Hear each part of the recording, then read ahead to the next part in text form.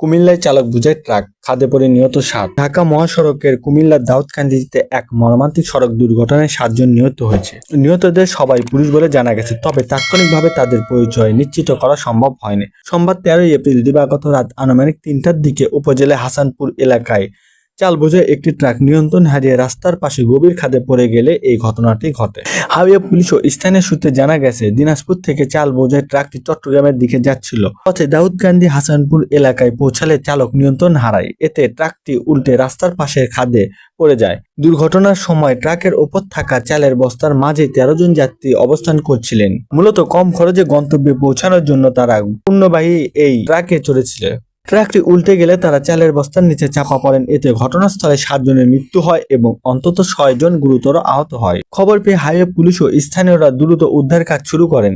আহতদের উদ্ধার করে নিকটস্থ হাসপাতালে পাঠানো হয়েছে। ফায়ার সার্ভিসের সহযোগিতায় দুর্ঘটনা কবলিত ট্রাকটি উদ্ধার করে থানায় নিয়ে আসা হয়। বর্তমানে নিহতদের মরদেহ দাউদকান্দি হাইওয়ে থানায় রয়েছে। দাউদকান্দি হাইওয়ে থানায় ভারপ্রাপ্ত কর্মকর্তা ওসি মোহাম্মদ ইকবাল বাহাদুর মজুমদার জানায়, ভোর রাতের দিকে এই দুর্ঘটনা ঘটে। ট্রাকের নিচে চাপা পড়ে 7 জন মারা গেছে। নিহতদের স্বজনদের খবর দেওয়া হয়, তারা আসলে পরবর্তী আইনি ব্যবস্থা গ্রহণ করা হবে।